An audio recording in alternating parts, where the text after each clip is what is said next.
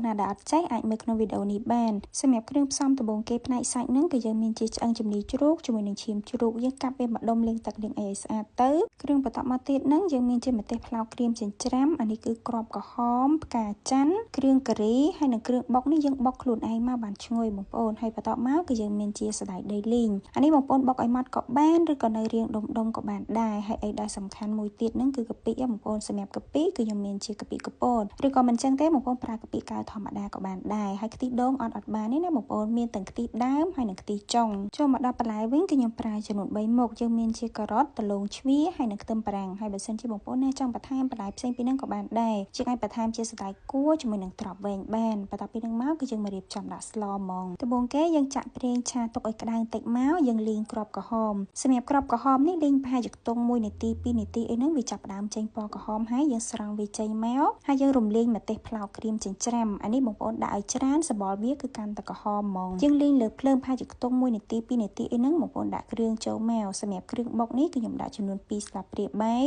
កាពិខ្ញុំប្រើ1ស្លាបព្រាបាយយើងលីងគ្រឿងទាំង3មុខហ្នឹងនៅលើភ្លើងឲ្យរាងយូរបន្តិចមកមើលតឡើងឈ្ងុយមកល្មមចាំដាក់ស្ករចូលស្ករត្នោតដំបូងនេះគឺខ្ញុំដាក់កន្លះស្លាបព្រាបាយសិនលីងស្ករត្នោតជាមួយនឹងគ្រឿងនឹងបន្តិចហើយចាក់គ្រឿងការីចូលចំនួន1កញ្ចប់ហើយនេះគឺផ្កាច័ន្ទណាបងប្អូនជាមួយនឹងសណ្តែកដីអីហ្នឹងយើងដាក់ចូលជាមួយគ្នាមកហើយដើម្បីកុំឲ្យវាស្ងួតទេយើងបន្ថែមខ្ទិះចុងបន្តិចប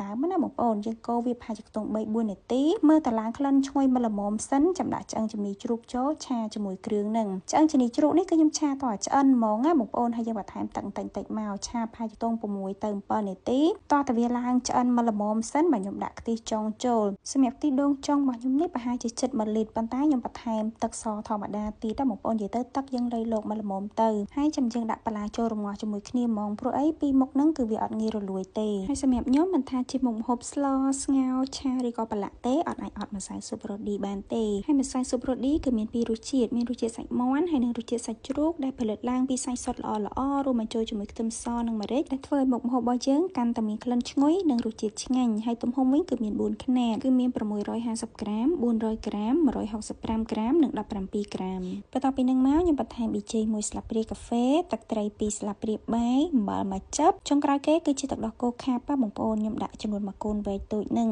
ដាក់គ្រឿងត្រីចូលហើយយើងកូរច្បល់វាឲ្យចូលជាតិល្អមកបងប្អូនគ្រប់គម្របហើយដាក់រងាស់វាចោលសិនហើយសម្រាប់ការរងាស់វិញប្រហែលជាខ្ទង់20នាទីទៅ30នាទីបងប្អូនអាចដួសសាច់ម្ដុំភ្លក់មើលសិនបើសិនជាវាអត់ទាន់ផុយទេយើងអាចគ្រប់គម្របបន្តរងាស់ទៀតតើតែវាឡើងផុយល្អអញ្ចឹងទៅមើលតែវាឡើងផុយមកល្មមហើយបាទខ្ញុំដាក់ឈាមជ្រូកចូលជាមួយនឹងបន្លែហ្មងបន្លែចុងក្រោយគេនេះគឺជាខ្ទឹមបារាំងបងប្អូនពីរមុខហ្នឹងគឺវាឆាប់ឆ្អិនទេដាក់ចូលកូរច្បល់ឲ្យសព្វហើយយើងគ្របវាទុកម្ដងទៀតមកប៉ុន្តែម្ដងទៀតនេះគឺអត់ទុកយូរទេគ្របទុកនឹងប្រហែលជាខ្ទង់3ទៅ4នាទីអីហ្នឹងគឺវាឆ្អិនហើយឃើញថាបន្លែរបស់យើងឆ្អិនមកល្មមហើយបងប្អូនអាចភ្លក់មើលហើយថែមថយគ្រឿងបានបន្ទាប់ពីថែមថយគ្រឿងត្រូវរសជាតិអស់ហើយបងប្អូនបន្ថយភ្លើងឲ្យនៅតូចបានហើយចាំចាក់ខ្ទិះដូងដើមចូលចុងក្រោយគេភ្លើងហ្នឹងយើងនៅបន្តបើកតិចៗមកណាបងប្អូនទុកឲ្យវាពុះបន្តិចមកអានេះប្រហែលជាខ្ទង់2នាទីអីហ្នឹងគឺវាពុះហើយតែប៉ុណ្្នឹងមកសម្លការីជាមួយឆ្អឹងជំនីជ្រូករបស់យើងគឺរួចរាល់យើងអាចយកទៅញ៉ាំបានហើយសម្រាប់សម្លការីនឹងដែរបើសិនជាបងប្អូនបានធ្វើកុំភ្លេចចូលរួមលេងហ្គេមជាមួយនឹងម្សៅស៊ុបរ៉ូឌីផង